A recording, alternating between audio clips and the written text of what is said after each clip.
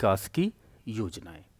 तो ये क्वेश्चन काफ़ी अधिक पूछा जाता है इंडियन इकोनॉमी के अंतर्गत कि जो भारत में गवर्नमेंट ऑफ इंडिया, ठीक है, देखिए दो प्रकार की हमारे पास योजनाएं चलती हैं। एक तो हमारी पास चलती है सेंट्रल गवर्नमेंट से, ठीक है, सेंट्रल गवर्नमेंट द्वारा जो योजनाएं संचालित की जाती हैं वो होती हैं, और दूसरी क्या होती हैं, स्टेट लेवल पर योजनाएं संचालित की जाती हैं। और एक आपके पास क्या होता है कि लोकल रिसोर्स से भी योजनाएं चालू की जाती हैं, लेकिन हम उन पर बात नहीं करेंगे। आज जो हम स्पेशली फोकस करने जा रहे हैं वो सेंट्रल गवर्नमेंट द्वारा कौन कौन सी योजनाएं संचालित की जाती हैं उन पर विशेष फोकस करेंगे। और ये सिविल के लिए भी टॉपिक बहुत इंपॉर्टेंट हो जाता है, सिविल या यूजीसी नेट जेआरएफ के लिए बहुत इंपॉर्टेंट हो जाता है। तो इस टॉपिक को बहुत केयरफुली आप देखिएगा। तो सबसे पहले भारत में जो हमारे पास कई योजनाएं चल रही हैं, तो भारत सरकार के विभिन्न मंत्रालय, हमारे पास एक मंत्रालय नहीं है बल्कि गवर्नमेंट ऑफ इंडिया के पास कई मंत्रालय हैं जिनके द्वारा रूरल डेवलपमेंट के लिए योजनाएं संचालित की जा रही हैं, ठीक है। और इसका उद्देश्य क्या होता है, लोगों का वेलफेयर मैक्सिमम हो। ध्यान से देखिएगा, जो गवर्नमेंट ऑफ इंडिया द्वारा संचालित की जाने वाली, चाहे वो राज्य सरकार के द्वारा हो, उनका टारगेट कभी भी प्रॉफिट मैक्सिमाइजेशन न करके उनके वेलफेयर को मैक्सिमाइजेशन करने की लोग बात करते हैं। कुछ योजनाएं हैं जैसे राष्ट्रीय ग्रामीण आजीविका मिशन, ठीक है, कि उनकी जो आजीविका है वो कम से कम गांव स्तर पर संचालित होती रहे। तो इस प्रकार की योजनाएं, जैसे आपने देखा होगा मनरेगा, जो पहले नरेगा था बाद में मनरेगा के रूप में कन्वर्ट हुआ। ये भारत का एक बहुत बड़ा प्रोग्राम था जो रूस से, मतलब कि रूस में इसको पहली बार संचालित किया गया था। उस कॉन्सेप्ट को लेकर के भारत में संचालित किया गया था और एम्प्लॉयमेंट प्रोवाइड करने में इसका बहुत बड़ा रोल था भारत में, ठीक है। भारत निर्माण आदि ग्रामीण भारत के विकास के लिए सरकार द्वारा शुरू किए गए योजनाएं थी। आगे हमारे पास जब बात हम करते हैं तो आपके पास पहला आता है दीनदयाल उपाध्याय ग्रामीण कौशल योजना। देखिए, हमने देखा होगा जो हमारे ग्राम लेवल पर बात करते हैं तो ग्राम लेवल पर लोगों के पास काफ़ी अधिक स्किल होती है। उस स्किल को हमको एक प्रॉपरली फॉर्मेट के रूप में लाना तथा वो रोजगार, वो जो हमारे पास कौशल है उसको हमको रोजगार के रूप में परिवर्तित करने के लिए इस योजना को संचालित किया गया था। और इस योजना का नाम था दीनदयाल उपाध्याय ग्रामीण कौशल योजना के नाम से इसे संचालित किया गया था। यह योजना ग्रामीण क्षेत्र के युवाओं को रोजगार के लायक बनाने के लिए बनाया गया था। और ये कौशल विकास कार्यक्रम है। देखिए, स्किलिंग जो होती है वो एक मेजर कंपोनेंट होता है, ठीक है। मेजर कंपोनेंट का मतलब होता है कि हर व्यक्ति में देखिएगा कोई ना कोई स्किल कंपोनेंट जरूर होगा।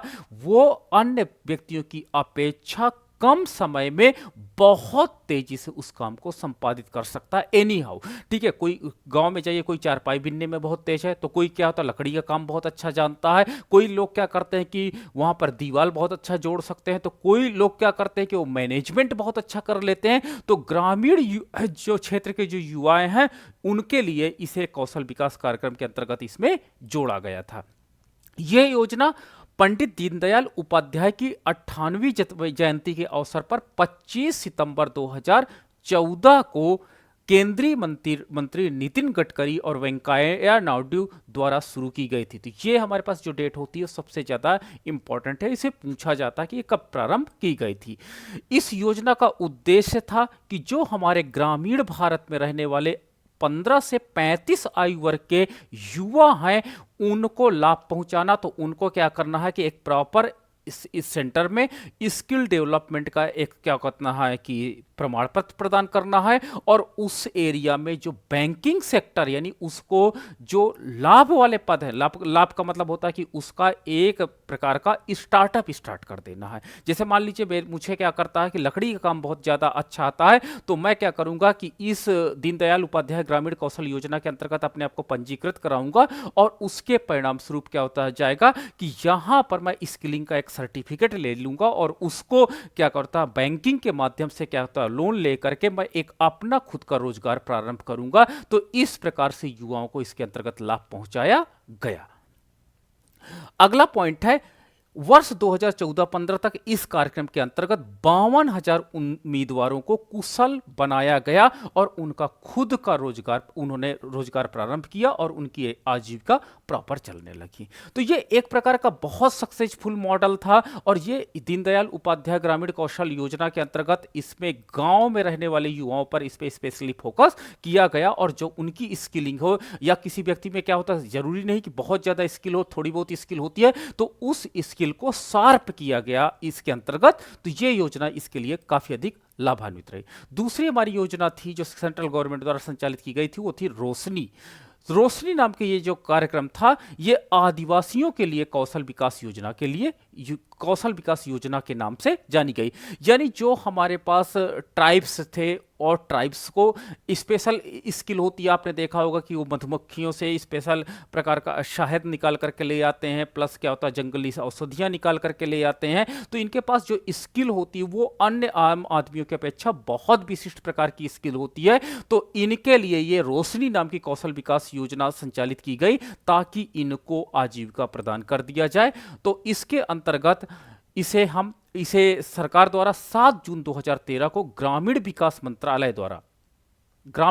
मंत्रालय ने 24 नक्सल प्रभावित जिलों में आदिवासी युवकों को रोजगार प्रदान करने के लिए एक नई कौशल विकास योजना का शुभारंभ किया। देखिए, अब ये 24 जो नक्सल प्रभावित जिले हैं, इस नक्सल प्रभावित जिलों में जो हमारे आदिवासी युवा रहते थे, उन आदिवासी युवाओं को इसके अंतर्गत प्रशिक्षण प्रदान किया गया और साथ ही साथ प्रशिक्षण प्रदान करने के परिणाम स्वरूप इनको इसके अंतर्गत रोजगार भी प्रदान किया गया। तो ये योजना बहुत अच्छी थी आदिवासी जो युवा थे उनके संदर्भ में।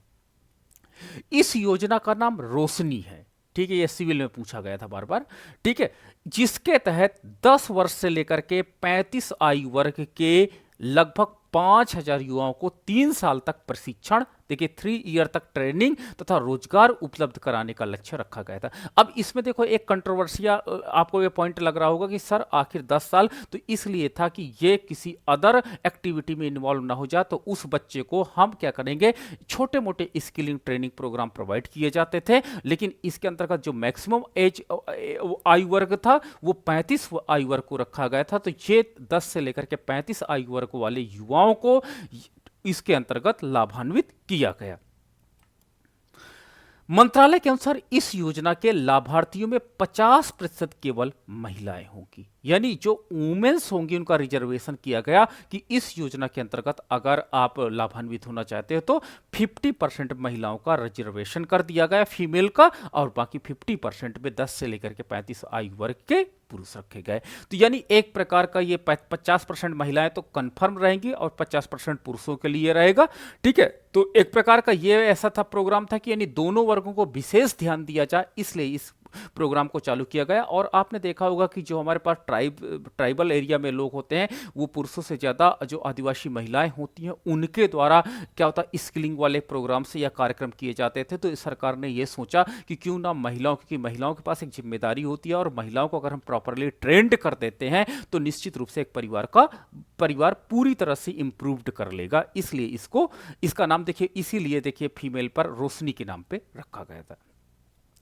यह योजना हिमायत परियोजना मॉडल पर आधारित है जो जम्मू कश्मीर में शुरू किया गया था। यानी जम्मू कश्मीर में एक योजना चालू की गई थी और उस योजना में जम्मू कश्मीर में एक योजना चालू की गई थी हिमायत परियोजना मॉडल, ठीक है। और पिछले 18 महीने में सुकमा छत्तीसगढ़, पश्चिम बंगाल आपका सिंहभूम झारखंड जिले में इसे शुरुआती तौर पर लागू किया गया था। यानी जहां पर ज्यादा नक्सल प्रभावित क्षेत्र है और जहां पर इन युवाओं के लिए कोई ज्यादा खास अपॉर्चुनिटी नहीं है, उन युवाओं के लिए इसे प्रारंभ किया गया था। ये बहुत इंपॉर्टेंट, मैं इसको रखूंगा सिविल के लिए, तो आप इसको जरूर नोट डाउन करिएगा। अगला है हमारे पास स्वच्छ भारत मिशन। ये आपने देखा होगा बहुत पॉपुलर मिशन था और स्वच्छ भारत मिशन आपने देखा होगा अभी भी विज्ञापन चलते रहते हैं। तो ये भी हमारे पास क्या होता है कि एक प्रकार का आजीविका प्रोग्राम था। और लेकिन इसके अंतर्गत श्री प्रधानमंत्री नरेंद्र मोदी जी ने 2 अक्टूबर 2014 को महात्मा गांधी जी की जयंती पर स्वच्छ भारत मिशन का शुभारंभ किया गया था, जो ग्रामीण विकास के लिए बहुत इंपॉर्टेंट था। आपको ये लग रहा होगा कि वास्तव में स्वच्छ भारत मिशन कैसे हमारे ग्रामीण विकास को समर्पित हो जाएगा, तो ये वास्तव में एक प्रकार का इनडायरेक्ट इफेक्ट काम करता है। आप ध्यान से इसको बहुत गौर से देखिएगा। वास्तव में ग्रामीण विकास के लिए डायरेक्ट कंपोनेंट के रूप में ना काम करने के साथ साथ ये इनडायरेक्ट कंपोनेंट के रूप में एक पावरफुल फैक्टर के रूप में काम किया था। तो इसलिए स्वच्छ भारत मिशन जो था वो हमारे ग्रामीण विकास को समर्पित एक मिशन था। ठीक है, स्वच्छ भारत अभियान का मुख्य उद्देश्य था प्रत्येक व्यक्ति के लिए स्वच्छता सुविधाओं के रूप में शौचालय की व्यवस्था करना, ठोस तथा तरल अपशिष्ट निपटान प्रणाली की व्यवस्था करना, यानी जो हमारे पास ठोस और जो हमारे पास लिक्विड हमारे पास वेस्टेज निकलते हैं उनको, जो गांव में आपने देखा होगा नालियां बहती रहती थी, लोग कूड़ा रोडों पे फेंक देते थे। मैंने देखा था एक कल्चर था कि लोग रोड पे कूड़ा फेंक करके शाम को भाग जाते थे। तो इस प्रणाली को, ये जो वेस्टेज है, इसको एक प्रॉपर तरीके से हमको क्या करना पड़ेगा, निपटान प्रणाली और गाँव की साफ सफाई की व्यवस्था और सुरक्षित तथा पर्याप्त पेयजल आपूर्ति करना इसका मिशन था। तो जो स्वच्छ भारत मिशन था, इसके अंतर्गत ये मान लिया गया था कि अगर किसी गांव में स्वच्छता अधिक होगी तो वहां के लोग बीमार कम पड़ेंगे, और जब बीमार कम पड़ेंगे तो निश्चित रूप से गांव का विकास तेजी से होगा। तो ये एक प्रकार का इनडायरेक्ट वेरिएबल था जो ग्रामीण विकास को समर्पित था। तो ये एक इस प्रकार का मिशन था जो काफी ज्यादा सक्सेस हुआ। यह कार्यक्रम पेयजल एवं स्वच्छता मंत्रालय द्वारा कार्यान्वित किया गया। तो पेयजल और स्वच्छता मंत्रालय के सहयोग से इसे संचालित किया जा रहा है, और महात्मा गांधी के 150वीं जयंती के अवसर पर 2019 तक स्वच्छ भारत की अवधारणा को सच करने के उद्देश्य से एक कार्य योजना, एक ब्रॉड योजना, यानी जो हमारा वर्क एक्शन प्लान था कि भारत में हम कैसे स्वच्छता को लाएं, कैसे लोगों के जहन में बैठा दे। अगर आपके पास भी कोई मूंगफली का कोई क्या छिलका भी है तो अब आपको रोड पे फेंकने का मन नहीं करता होगा, आपको लगता होगा वेयर इज द डस्टबिन, कहां पर डस्टबिन है जहां पर हम इसको डिस्पोज करें। तो अब आपके पास क्या होता है, पॉकेट में आप कोई लोएज या कुरकुरे खाते हो तो अभी भी आपको रोड पे ऐसे फेंकने का मन नहीं करता होता। तो एक प्रकार से इसे हम एक ऐसी ब्रॉड जो वर्क मिशन के रूप में चालू किया गया ताकि लोगों के जहन में आ सके और लोग स्वच्छता को अपना इंपॉर्टेंट पार्ट समझ सकें। इस मिशन का उद्देश्य था 2019 तक केंद्र सरकार द्वारा किए जा रहे जो हमारे पास शौचालयों के निर्माण है के प्रतिशत को तिगुना कर वर्तमान में 3% से बढ़ा करके 10% करना था। ठीक है, अगला हमारे पास है सांसद आदर्श ग्राम योजना। सांसद आदर्श ग्राम योजना के अंतर्गत इसमें आप देख ही रहे होंगे, ये जो टॉपिक है, इस टॉपिक से आप समझ रहे होंगे कि ग्रामीण विकास के लिए सांसद जो हमारे महोदय होते हैं इनको क्या कहते हैं, ग्रामीण विकास या उस क्षेत्र के विकास के लिए कुछ ना कुछ धनराशि प्राप्त होती है सेंट्रल गवर्नमेंट से। ठीक है, तो सांसद जी से ये कहा गया है कि आप एक गांव या दो गांव को आप गोद ले लीजिए और उसे आदर्श ग्राम की योजना में रखिए। तो अब आदर्श की डिफिनीशन क्या होगी कि जिसको लेकर के हम प्राउड कर सके, ऐसा आप गांव बना दीजिए कि अदर गांव जो गांव हो वो उसको देख करके इमिटिएट करे कि नहीं हमको भी इसी तरह का गांव बनाना है। तो यानी एक प्रकार से जो आदर्श कंपोनेंट है ये एक प्रकार का मल्टी डायमेंशनल डेवलपमेंट को दिखाता है, रूरल डेवलपमेंट को दिखाता है कि आदर्श ग्राम योजना यानी जो सांसद निधि है उस सांसद निधि के माध्यम से एक गांव को आप गोद लीजिए तथा उसे आदर्श ग्राम में बना दीजिए ताकि दूसरे गांव के लोग उस तरह के गांव को अपने गांव को बनाना चाहे, एक सिंबल देख सके, एक एग्जाम्पल देख सके कि हमको इस प्रकार का गांव चाहिए। इस कार्यक्रम की शुरुआत प्रधानमंत्री नरेंद्र मोदी जी द्वारा लोकनायक जयप्रकाश नारायण की जयंती पर 11 अक्टूबर 2014 को किया गया था। ठीक है, इस कार्यक्रम के पर्यवेक्षण का अधिकार ग्रामीण विकास मंत्रालय को दिया गया और इस कार्यक्रम के तहत सांसद के प्रत्येक सदस्य, ठीक है, संसद के प्रत्येक सदस्य 2019 तक 3 गांव में संस्थागत बुनियादी ढांचे के विकास की जिम्मेदारी लेंगे। तो देखो 3 गांव को यानी एक सांसद महोदय जी 3 गांव को संस्थागत बुनियादी ढांचे के विकास। अब बुनियादी ढांचे के अंतर्गत क्या क्या आएगा, सबसे पहले तो आपका पेयजल आएगा, ठीक है, फिर दूसरा क्या आएगा आपका वहां पर सड़क आएगी जो गांव की सड़क होती है, तीसरा आपके पास क्या आ जाएगा तो जो आपके पास शौचालय या स्वच्छता आ जाएंगे, तो इस तरह के जो संस्थागत बुनियादी ढांचे हैं उनके विकास की जिम्मेदारी सांसद आदर्श ग्राम योजना के अंतर्गत लेने की बात कही गई थी, और 3 गांव को सांसद निधि से डेवलप करने की बात कही गई है।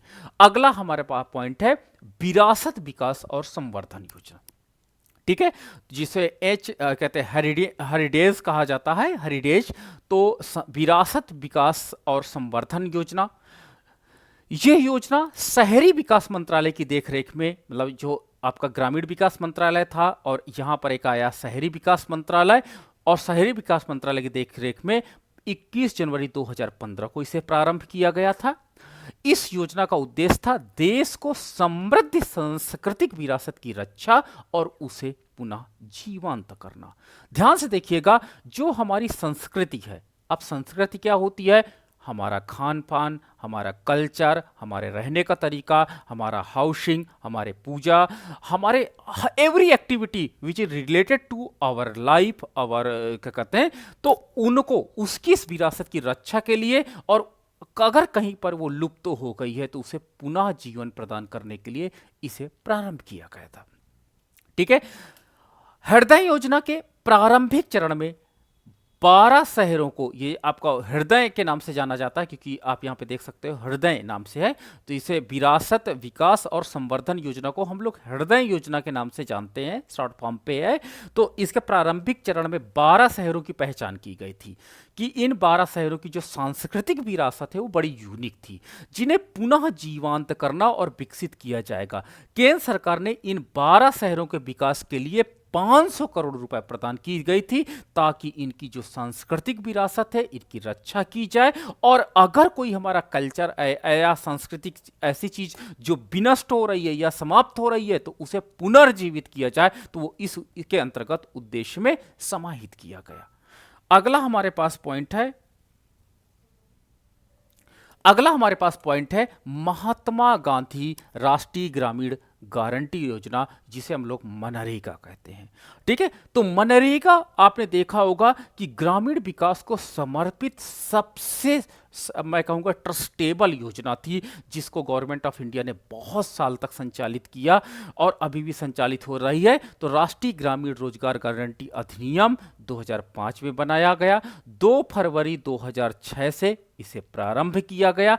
अब इस योजना का नाम मनरेगा कर दिया गया है। ठीक है, तो इसके अंतर्गत पहली चीज तो क्या थी कि ग्रामीण विकास को टारगेट करना था, यानी मनरेगा के अंतर्गत गांव का विकास करना था।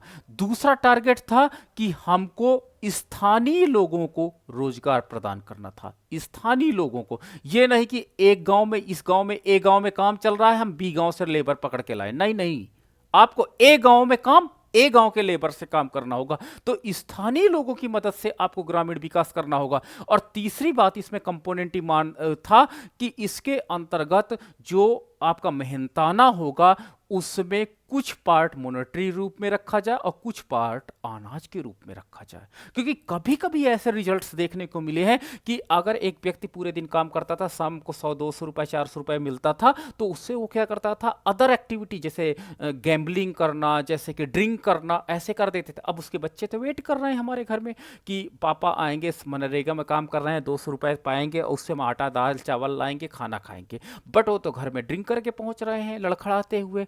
तो सरकार ने इसको क्या किया कि कुछ पार्ट तो मॉनेटरी टर्म में रखा और कुछ पार्ट उन्होंने कमोडिटी के टर्म में रखा, ताकि अगर ड्रिंक भी करते हो तो कम से कम पेट बच्चों का चलता रहेगा। तो इस प्रकार से इसमें भी काफी बहुत ज्यादा कमियां थी, क्योंकि ग्रामीण विकास करना था। इसमें ग्रामीण विकास के कई कंपोनेंट को जोड़ा गया, जैसे तालाब को खुदवाना, रोड के किनारे की मिट्टी डलाना, पेड़ लगवाना, बंजर भूमि का क्या कहते हैं डेवलपमेंट करना। तो इस प्रकार के ऐसे कंपोनेंट इसमें ढूंढे गए ताकि उस ग्राम का विकास इनडायरेक्टली मनरेगा के अंतर्गत संपादित किया जा सके।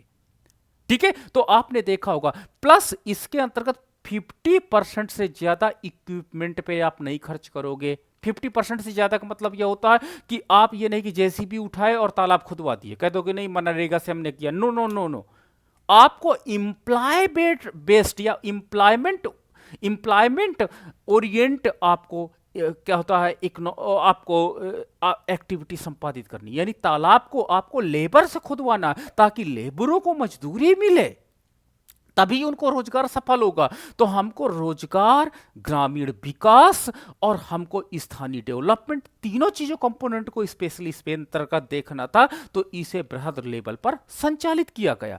ये योजना भारत के श्रम कानून, सामाजिक सुरक्षा उपाय, जिसका उद्देश्य गरीबी रेखा से नीचे परिवार के लोगों को काम करने के अधिकार को प्रदान करना था। यानी अगर आप गांव में रहते हो और आप कहते हो कि मैं खाली रहता हूं, मुझे कोई काम नहीं है, अब ग्राम प्रधान से बोलिए कि मैं खाली रहता हूं, मुझे कोई काम नहीं है, तो आपको अधिकार है कि आपको मनरेगा के अंतर्गत काम प्रदान किया जाए। ठीक है, यानी काम करने का अधिकार। अगर कोई व्यक्ति ये कहता है कि मैं एलिजिबल हूं और मैं काम करना चाहता हूं, मैं शारीरिक रूप से सक्षम हूं तथा मैं काम करना चाहता हूं, तो इस मेरे काम करने के अधिकार को हमको क्या प्रदान किया जा सकता? तो यस, आप जाके ग्राम प्रधान से बोलिए, आप बीडीओ से, ब्लॉक डेवलपमेंट ऑफिसर से बोलिए कि मुझे इस काम के अधिकार को मुझे प्रदान किया जाए, तो वो आपको मनरेगा के माध्यम से आपको काम करने के अधिकार को प्रदान करेगा। अगला है, ये योजना गांव के लोगों को, देखो ध्यान से देखना, गांव के लोगों को, ये नहीं कि दूसरे गांव के लोगों को, गांव के लोगों को 1 वर्ष में 100 दिन के रोजगार की गारंटी प्रदान करता है। अगर आपने ग्राम प्रधान से या ब्लॉक डेवलपमेंट ऑफिसर से जाकर कह दिया कि नहीं मुझे काम का अधिकार चाहिए, तो आपको वो 100 दिन का रोजगार की व्यवस्था करेंगे, चाहे भले गांव में तालाब में पानी भर गए, चाहे भले वहां सारे काम समाप्त हो गए, वो कहीं ना कहीं से आपको इकोनॉमिक एक्टिविटी ढूंढेगा, आपको काम प्रदान करेगा, लेकिन 100 दिन का। इसी में बड़े कमेंट आए कि आखिर एक व्यक्ति 365 दिन में 100 दिन काम करता है, तो ये बताइए 100 दिन का आपने रोजगार प्रोवाइड कर दिया, बाकी हमारे 365 दिन में अगर आपने 100 दिन का काम कर दिया तो 265 दिन बेचारा व्यक्ति क्या खाएगा? ये काफी क्रिटिसिज्म हुआ कि आपने 100 दिन के रोजगार की गारंटी दे दिया, लेकिन 265 दिन एक व्यक्ति या एक परिवार क्या खाना नहीं खाएगा? तो इसको रोजगार गारंटी के जो डेज हैं इनको बढ़ाया जाए, क्योंकि अगर मान लीजिए इसमें 200 रुपए पर डे पाता, 100 रुपए उस समय खाता, 100 रुपए बचाता है, तो बताइए उनका परिवार क्या 265 दिन इस 100 दिन के रोजगार कार्यक्रम में अपने पेट को पाल लेगा? क्या वो उसका जो ये रोजगार गारंटी अधिनियम है क्या वो संचालित हो जाएगा? तो ये एक बहुत बड़ा कंट्रोवर्शियल था। इस योजना के लाभार्थियों में 50% श्रमिक महिलाएं होंगी, यानी महिलाओं को रिजर्व किया गया, क्योंकि महिलाएं ज़्यादा दूर काम करने नहीं जा सकती हैं, वो अपने शाम को और अपने घर पे आ सकें, अपने बच्चों के साथ रह सकें, तो इसलिए इसमें 50% का रिजर्वेशन श्रमिक महिलाओं को किया गया। इस योजना में 90% वित्त पोषण केंद्र सरकार द्वारा किया जाएगा, यानी 90% जो मनी होगी वो सेंट्रल गवर्नमेंट प्रोवाइड करेगी और 10% जो मनी होगी वो स्टेट गवर्नमेंट द्वारा प्रदान किया जाएगा। तो ये मैंने कुछ फिल्टर्स किए थे पॉइंट, उन फिल्टर्स पॉइंट को आपके साथ मैंने डिस्कस किया। अगला है आपका राष्ट्रीय ग्रामीण आजीविका मिशन। देखिए, आजीविका सर्वाइवल के लिए, ठीक है, जीवित रहने के लिए हमको कम से कम हमारा खाना, कपड़ा और मकान होना चाहिए। तो राष्ट्रीय ग्रामीण आजीविका मिशन को संचालित किया गया। ये योजना 2011 में स्वर्ण जयंती ग्राम स्वरोजगार योजना का पुनर्गठन करके प्रारंभ किया गया था। यानी स्वर्ण जयंती ग्राम स्वरोजगार योजना को जब हमने पुनर्गठित किया था, तो पुनर्गठित करने के बाद इसे संचालित किया गया था। ठीक है, राष्ट्रीय ग्रामीण आजीविका मिशन देश भर में जो महिलाएं होती हैं के स्वयं सहायता समूह मॉडल को सशक्त करने के लिए शुरू किया गया था। देखो, महिलाओं द्वारा सेल्फ हेल्प ग्रुप, जो आपका सेल्फ आपका हेल्प ग्रुप होता है, इसको सशक्त, क्योंकि देखिए जो आपका SHG होता है, ठीक है, SHG के अंतर्गत हम कोई इकोनॉमिक एक्टिविटी प्रारंभ करते हैं, लेकिन SHG के पास कभी कभी फाइनेंस की कमी आ जाती है। तो इस सेल्फ हेल्प ग्रुप को इस राष्ट्रीय ग्रामीण आजीविका मिशन के अंतर्गत हम लोगों ने स्ट्रांग करने की बात कही कि इसको हम अगर स्ट्रांग कर देते हैं तो उससे हमारे पास क्या हो जाएगा कि इन महिलाओं के लिए जो आजीविका का संसाधन है, सेल्फ हेल्प ग्रुप, वो ऑटोमेटिक संचालित रहेगा, जिससे इनको रोजगार मिलता रहेगा।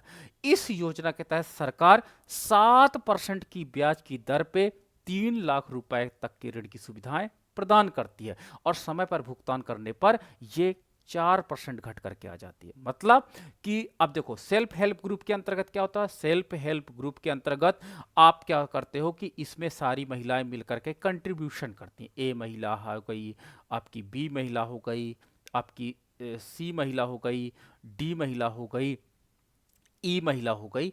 ये सारी महिलाएं क्या करती हैं, एक मिलकर के सेल्फ हेल्प ग्रुप बनाती हैं और इस ग्रुप से ये लोग क्या करती हैं, छोटा छोटा लोन ले लेती हैं। लोन कितना, 100 रुपए, 200 रुपए, 400 रुपए। अब कहोगे सर इतना कम क्यों, ये एक दिन का लोन है।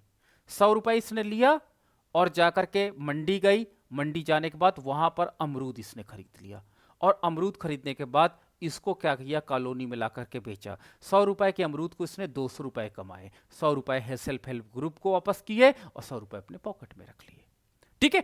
अब क्या होता है कि अगर ये सेल्फ हेल्प ग्रुप से सारी महिलाएं क्या हो जाए, पैसे मांगे बट जमा ना करें तो ये टूट जाएगा। तो इसके अंतर्गत सेल्फ हेल्प ग्रुप को सरकार ने कहा कि 7% की ब्याज पे आप हमसे पैसे ले लीजिएगा और अगर हमारा टाइम पे पैसा जरूर वापस कर देते हो तो हम 3% ब्याज आपका माफ कर देंगे। तो इस प्रकार से सेल्फ हेल्प ग्रुप को इसके अंतर्गत एम्पावर्ड किया गया। ठीक है कि अगर फाइनेंशियल प्रॉब्लम, क्योंकि देखिए इसके अंतर्गत जितनी महिलाएं जोड़ी गई थी वो सारी महिलाओं के पास पैसे तो थे नहीं। हाँ, जैसे इसमें पर डे लोग क्या करते थे, जैसे 100 रुपए महिला ने उधार लिया तो इसको हो सकता है कि 10% की ब्याज की दर पे 110 जमा करना पड़े। अब उसको 90 रुपए का क्या हुआ, फायदा हो गया। जब 90 रुपए का फायदा हुआ तो 90 रुपए उसके परिवार के लिए आजीविका का साधन बना। फिर अगले दिन आई और इस ए महिला ने आज क्या किया, 200 रुपए इससे ले लिया सेल्फ हेल्प ग्रुप से। 200 रुपए लेकर के आज फिर से मंडी गई और 200 रुपए ले जाकर के इसने नींबू खरीदा और इस नींबू को इसने बेचा, 500 रुपए कमाया। तो 500 रुपए कमाया तो फिर से सेल्फ हेल्प ग्रुप में गई और वहां पर पैसे को तो ये छोटे छोटे जो लोनिंग होती हैं वो सेल्फ हेल्प ग्रुप के माध्यम से दिए जाते हैं, बट यहां पर इनकी ब्याज की दरें बहुत ज्यादा रहती हैं। कहां पर, सेल्फ हेल्प ग्रुप में। और कभी कभी क्या होता है, सेल्फ हेल्प ग्रुप में महिलाएं पैसा ज्यादा ले लेती हैं और पैसा जमा वापस कम करती हैं, जिससे ये सेल्फ हेल्प ग्रुप क्या हो जाते थे, कमजोर हो जाते थे और जिससे क्या होता था, ये बाद में समाप्त होने लगे थे। इसलिए भारत में ये सेल्फ हेल्प ग्रुप आजीविका प्रदान करने में बहुत ज्यादा भूमिका निभा रहे थे और सरकार ने इसको बैंकिंग योजना से जोड़ दिया। अगला है हमारे पास ग्रामीण विकास की योजना, प्रधानमंत्री ग्राम सड़क योजना। ठीक है, प्रधानमंत्री ग्राम सड़क योजना आपने देखा होगा, गांव को मेन रोड से कनेक्ट किया गया था। तो ये प्रधानमंत्री ग्राम सड़क योजना के अंतर्गत मेन रोड से कनेक्ट किया गया था और इसके अंतर्गत इस योजना को 25 दिसंबर 2000 को शुरू किया गया था। ठीक है, दिस प्रोग्राम या प्रोग्राम स्टार्ट किया कब किया गया था, सन 25 दिसंबर आप माननीय पूर्व प्रधानमंत्री श्री अटल बिहारी वाजपेयी जी के जन्मदिन पर इसे प्रारंभ किया गया था। और ये केंद्र द्वारा 100% क्या होता है, स्पॉन्सर्ड है, यानी इसका सारा पैसा केंद्र सरकार देती है। यानी आपके जो गांव में सड़क बनी है उस सड़क का सारा पैसा उसमें बोर्ड लगा होगा, आप कभी जाइए तो देखा जरूर करिए जो बोर्ड लगे होते हैं, क्योंकि आप इकोनॉमिक्स से स्टूडेंट हो, कभी भी कहीं जाइए, हॉस्पिटल जाइए, आप आंगनबाड़ी जाइए, आप क्या कहते हैं प्राइमरी स्कूल जाइए, तो ये सरकार ने कहा कि अगर आप कोई ऐसा सार्वजनिक काम करते हो तो उसका आपको एक्सपेंडिचर और उस योजना का नाम लिखना पड़ेगा। तो इन बोर्ड्स में लिखे रहते हैं कि ये किस योजना के अंतर्गत बनाई गई है, सांसद निधि के अंतर्गत बनाई है ये, कि विधायक निधि के अंतर्गत बनाई गई है, कि प्रधानमंत्री ग्राम सड़क योजना के अंतर्गत बनाई गई है, क्योंकि कि कनेक्टिविटी एक मेजर कंपोनेंट था। आपने देखा होगा, आपने 1900 आप 90 के पहले का भारत नहीं देखा होगा, क्योंकि आपका जन्म ही उसके बाद हुआ है। उस समय connectivity is the major problem थी, यानी गांव से मेन रोड तक आना एक डिफिकल्ट टास्क था, क्योंकि रोड नहीं थी। ठीक है, जब रोड नहीं थी, हम लोग जब पढ़ते थे तो हम लोग को क्या करते थे, जब हम टेम्पू से उतरते थे या जब टैक्सी से उतरते थे या बस से उतरते थे तो लगभग माचिस की तीलियां जला करके रोड में चलना पड़ता था और बड़ा रिस्क या डेंजरस जोन रहता था। वो 3 किलोमीटर मुझे याद है कि बहुत डिफिकल्ट मेरी जर्नी होती थी। ठीक है, कोई बीमार पड़ जाता था, कोई हमको अपने अनाज को बेचना होता था, देयर इज नो एनी हम वे, कोई हमारे पास वाहन तो थे बट रोड नहीं थी। तो इकोनॉमिक डेवलपमेंट में, रूरल डेवलपमेंट में रोड जो थी बहुत इंपॉर्टेंट रोल अदा की, और इसको सरकार ने संचालित किया। और इसके अंतर्गत प्रधानमंत्री ग्राम सड़क योजना के अंतर्गत इसके अंतर्गत जो मेन आपका स्टेट हाईवे होगा या सेंट्रल हाईवे होगा, उससे आपके गांव को कनेक्ट करने की जिम्मेदारी इस योजना के अंतर्गत हुई। 14वें वित्त आयोग की सिफारिश के बाद अब इस योजना के कुल खर्च को केंद्र सरकार और राज्य सरकार द्वारा 60-40 के अनुपात में वहन किया जाता है। यानी पहले 100% केंद्र सरकार देती थी, फिर अब केंद्र सरकार कह रही कि हम 60% देंगे, 40% स्टेट गवर्नमेंट को देना पड़ेगा। तो इसमें 14वें वित्त आयोग ने कहा कि नहीं, स्टेट का हम डेवलपमेंट कर रहे हैं तो ये होना चाहिए। इस योजना को शुरू करने का मुख्य उद्देश्य था 500 से अधिक आबादी, एक ऐसा गांव जहां की आबादी 500 से अधिक है और 250 से अधिक आबादी वाले पहाड़ी क्षेत्र में, क्योंकि पहाड़ में लोग कम रहते, तो 250 अगर पॉपुलेशन उस गांव की है पहाड़ क्षेत्र में, ठीक है, जैसे उत्तराखंड है आपका, हिमाचल प्रदेश है आपका, तो इन क्षेत्रों में अगर गांव की पॉपुलेशन 250, और अगर हम प्लेन में बात करते हैं यूपी की, बिहार की, अगर वहाँ 500 पॉपुलेशन, तो सभी मौसम के अनुकूल सड़क का संपर्क उपलब्ध कराया जाए। ऐसा नहीं कि खड़ंजा बिछा दिया जाए, बल्कि एवरी आपके पास जो क्लाइमेट हो, बरसात में भी वो टिकी रहे, ठंड में भी वो काम करती रहे और गर्मी में भी काम करती रहे। ठीक है, आगे ये योजना ग्रामीण विकास मंत्रालय द्वारा प्रारंभ किया गया था। आगे है स्वरोजगार के लिए ग्रामीण युवाओं को प्रशिक्षण, इसको हम कहते हैं ट्राइजेम। ट्राइजेम यानी स्वरोजगार के लिए हम अपना खुद का रोजगार प्रारंभ करना चाहते हैं। अब बट मुझे सारी चीजें तो आती हैं, मैं अच्छा लकड़ी का काम कर सकता हूँ, मैं अच्छा मिट्टी का काम कर सकता हूँ, अच्छा मैं दीवार जोड़ सकता हूँ, सपोज दैट गांव के कई लोग हैं, लेकिन बहुत अच्छे तरीके से हम नहीं कर सकते क्योंकि मेरा रोज का काम नहीं है। हम अच्छी ड्राइविंग कर सकते हैं बट रोज गाड़ी मिलती नहीं, इसलिए मैं ड्राइविंग ज़्यादा करता नहीं। तो इनको जो गांव के लोग हैं जो स्वरोजगार चालू करना चाहते हैं, कोई टैक्सी ड्राइवर बनना चाहता है, कोई मिट्टी के बर्तन बनाना चाहता है, कोई लकड़ी के बर्तन बनाना चाहता है, तो उनको सरकार प्रशिक्षण देने के लिए बात कही। ठीक है, प्रशिक्षण ले और अपना खुद का बिजनेस व्यापार स्टार्ट करें, तो उसे हम लोग ट्राइजम कहते हैं। केंद्र द्वारा प्रायोजित इस कार्यक्रम को 15 अगस्त 1969 को शुरुआत किया गया था, 79 सॉरी। इस योजना का मुख्य लक्ष्य 18 वर्ष से लेकर के 35 आयु वर्ग के गरीबी रेखा से नीचे रहने वाले ग्रामीणों को टेक्निकल तथा व्यावसायिक विशेषज्ञता प्रदान करना था। यानी उनको टेक्निकल नॉलेज एंड कॉमर्शियल, जैसे आप अपने प्रोडक्ट को, जैसे आप भैंस का करते हो तो दूध का जो है बिजनेस हम कैसे इंप्रूव करें, कॉमर्शियल जो है स्पेशलाइजेशन वो प्रदान करना था।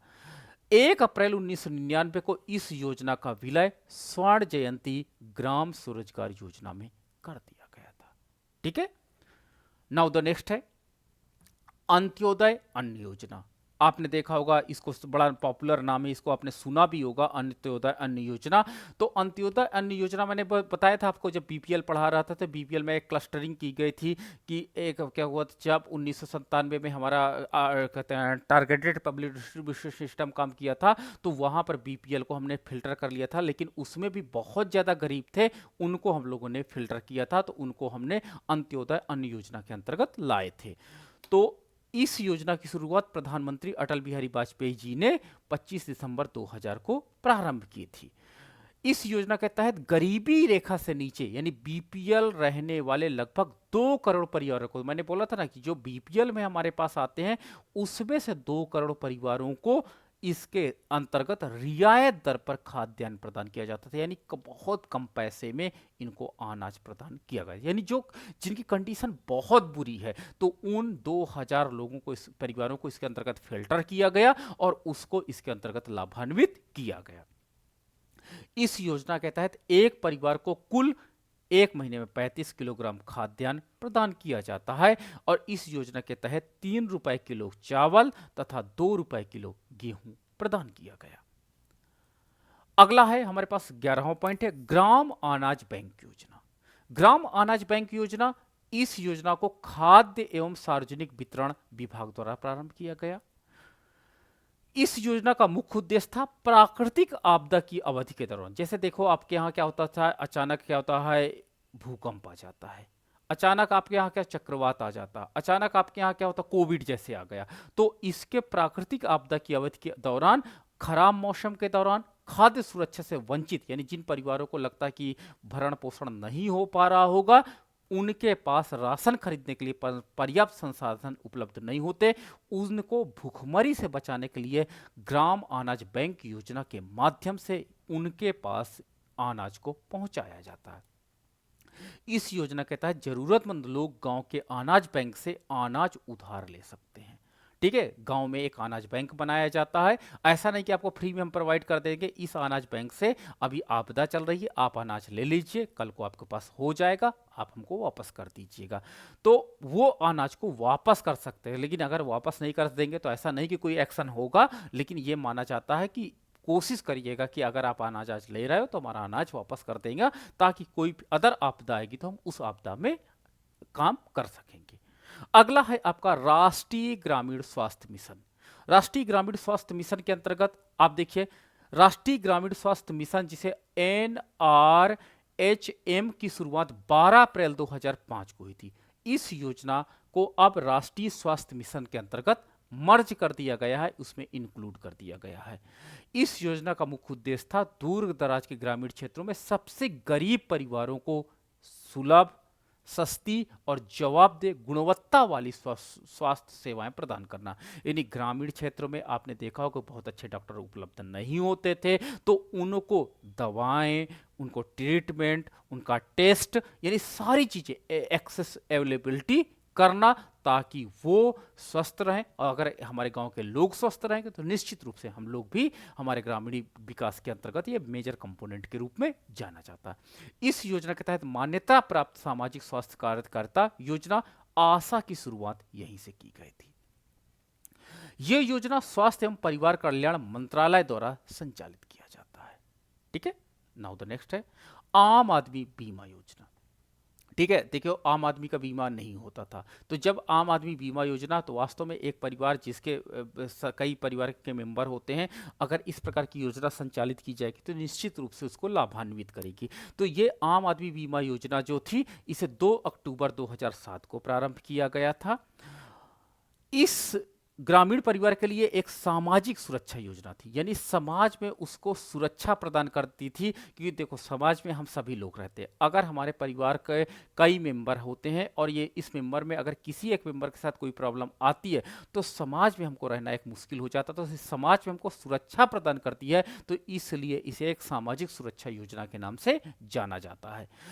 यह योजना परिवार के एक सदस्य को लाभान्वित किया जाता है, यानी आम आदमी बीमा योजना के अंतर्गत परिवार, मान लीजिए 4 लोगों का परिवार, तो एक सदस्य को इसके अंतर्गत बेनिफिटेड सरकार द्वारा किया जाएगा।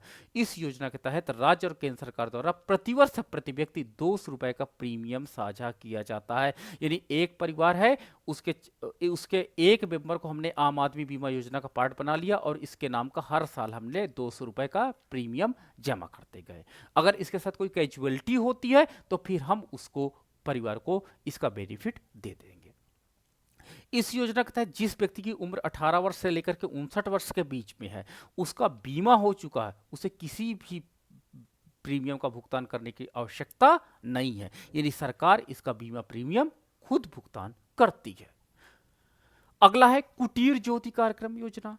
आपने देखो ग्रामीण विकास कार्यक्रम के अंतर्गत कुटीर ज्योति का मतलब होता है कि सबसे पहले जो हमारे बिजली के कनेक्शन थे, बिजली के कनेक्शन में बिजली का जो बिल होता है वो काफ़ी ज़्यादा भारी होता है, तो इस प्रकार के जो बिजली के बिल होते हैं, इन बिजली के बिल को प्रोवाइड करने के लिए क्या होता है, बिजली के कनेक्शन को प्रोवाइड करने के लिए इसे 1988-89 में प्रारंभ किया गया था। इस कार्यक्रम का मुख्य उद्देश्य था अनुसूचित जाति, अनुसूचित जनजाति सहित गरीबी रेखा से नीचे रहने वाले ग्रामीण परिवारों के जीवन स्तर में सुधार लाना था।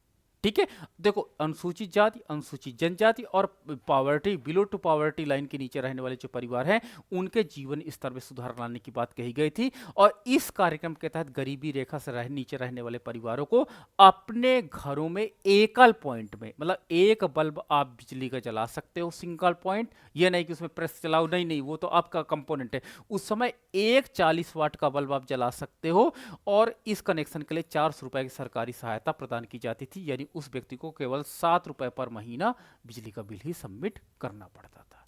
ठीक है, अब ये समाप्त हो गया, अब ये नहीं चल रहा, संचालित हो रहा। ठीक है। सर्व शिक्षा अभियान, सर्व शिक्षा अभियान को 2000 से लेकर के 2001 के मध्य चलाया गया। ठीक है। इसका मुख्य उद्देश्य था 6 वर्ष से लेकर के 14 वर्ष आयु वर्ग वाले बच्चों को मुफ्त और अनिवार्य शिक्षा प्रदान करना। ठीक है, यानी इसके लिए कोई फीस नहीं ली जाएगी। ये एक हमारा मौलिक अधिकार है, जिसके अंतर्गत यानी सर्व शिक्षा अभियान के अंतर्गत 6 वर्ष से लेकर के 14 वर्ष वाले बच्चों को फ्री में एजुकेशन दिया जाएगा और उससे कोई फीस नहीं ली जाएगी, क्योंकि ये बच्चे को अधिकार माना गया। इस कार्यक्रम को पूर्व भारतीय प्रधानमंत्री श्री अटल बिहारी वाजपेयी द्वारा शुरू किया गया।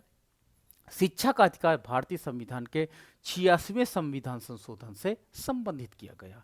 वर्तमान में इस कार्यक्रम के तहत होने वाले खर्च में केंद्र और राज्य सरकार का जो शेयर है वो 50-50% है, यानी 50% सेंट्रल गवर्नमेंट खर्च करती है और 50% स्टेट गवर्नमेंट इसके अंतर्गत खर्च करती है। तो ये थे हमारे जो ग्रामीण विकास के सारे कार्यक्रम जो केंद्र सरकार द्वारा संचालित होते हैं और हमारे राज्य सरकार द्वारा इसे प्रॉपरली राज्य में या ग्रामीण विकास में इसे प्रॉपरली ऑपरेट किया जाता है। और इसका एकमात्र उद्देश्य है कि जो हमारे गांव होते हैं उनका ग्रामीण विकास तेजी से हो सके। और ग्रामीण विकास एक कंपोनेंट नहीं है, बल्कि मल्टी डायमेंशनल कंपोनेंट होते हैं। तो इसलिए सरकार, चाहे स्वास्थ्य हो, चाहे स्वच्छता हो, चाहे उनके रोजगार की बात हो, चाहे महिलाओं के लिए बात हो, सभी प्रकार के सारे डायमेंशन पर डेवलपमेंट के काम किए। तो इतने मैंने 15 और भी चलते प्रोग्राम्स, ये 15 प्रोग्राम्स है जो बहुत इंपॉर्टेंट है, ग्रामीण विकास के अंतर्गत संचालित किए जा रहे हैं। तो ये मैंने आपके साथ साझा किया है। अब आपको कोई प्रश्न पूछ